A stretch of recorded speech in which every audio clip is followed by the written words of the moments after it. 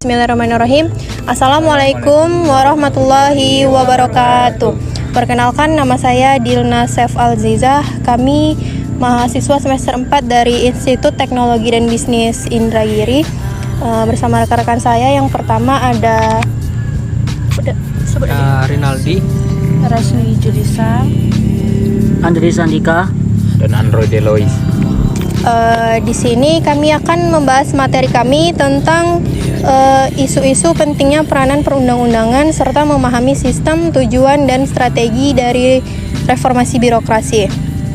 Kami akan berdiskusi sedikit tentang reformasi birokrasi dengan mata kuliah pendidikan anti korupsi.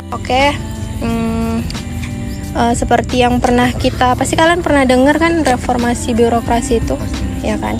Jadi kalau menurut aku, reformasi birokrasi itu salah satu upaya pemerintah untuk mewujudkan good governance atau dalam artian tujuan dan fungsi utama dari reformasi birokrasi itu mewujudkan pelayanan publik yang efisien, efektif, akuntabel, dan transparansi. Nah, menurut aku ya, pelayanan publik kita ini tidak dapat atau gagal dalam mencapai pelayanan masyarakat yang efisien. Kenapa? Karena birokrat kita yang menempatkan diri mereka tuh sebagai penguasa, bukan sebagai publik atau pelayanan masyarakat gitu.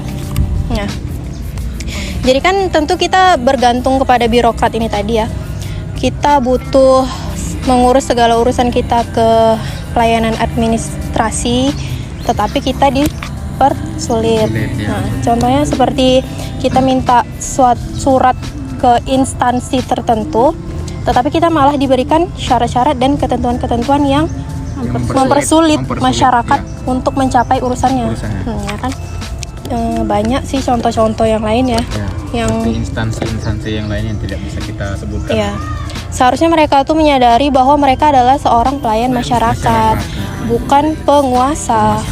Nah, jadi fenomena itu sering terjadi di negeri kita ini, itu sangat disayangkan sekali. Seharusnya mereka menyadari, maka pasti pelayanan publik atau pelayanan masyarakat yang efisien, efektif itu terwujud kalau mereka sadar mereka itu adalah pelayanan masyarakat, iya, pelayanan publik.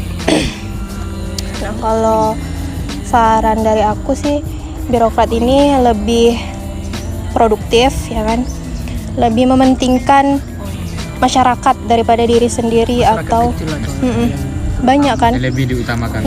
Benar. Karena kadang masyarakat kecil ini kan seperti dia kan nggak tahu apa-apa. Ya, istilahnya itu awam gitu, awam. Jadi semena-mena mereka melakukan hal sesuatu. Harusnya pelayanan publik ini itu mengarahkan masyarakat kecil lebih tahu ini itunya gitu. Ya.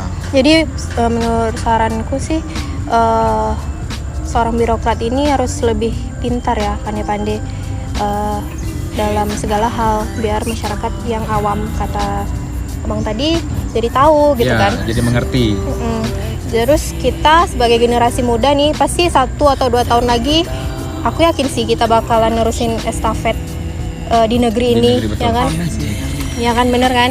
Jadi saran aku, solusi dari aku sih, kita lebih meningkatkan kualitas diri, terus lebih memperdalam teknologi.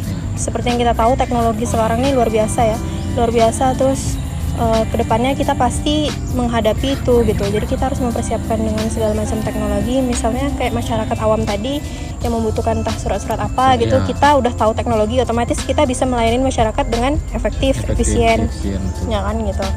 Jadi ya itu sih, kalau menurut kalian sebenarnya strategi birokrasi, reformasi birokrasi ini udah bagus atau masih ada kurangnya, atau ada memang mungkin nggak semua birokrat ya, mungkin oknum, lebih tepatnya oknum, tapi kayak salam tempel itu kan yang memang penguasa dibalik kan. Kalau birokrasi itu, biro artinya meja, kasir artinya kekuasaan, berarti meja. Orang yang duduk di belakang meja berarti orang yang berkuasa di atas kita gitu kan. Jadi banyak orang yang melakukan salam tempel, kayak sogok menyogok. Kata Pak Jokowi sih harusnya sogok menyogok itu dihilangkan. Tetapi kan masih banyak. Tentu kita tahu kan masih banyak orang sogok menyogok. Itu salah satu reformasi birokrasi yang gagal gitu.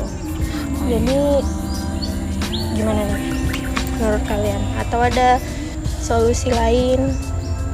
Atau harus apa, birokrat kita tuh harus apa gitu supaya nggak terjadi lagi seperti ini, supaya birokrat kita tuh sadar kita tuh butuh mereka, karena kan kita banyak urusan ya kan, banyak urusan ngurus surat, entah surat tanah, entah surat apa, itu kan pasti ke instansi tertentu. Ada lagi nggak contoh-contoh yang mempersulit masyarakat? Sih kalau untuk solusi mungkin lebih tepatnya seperti kita tuh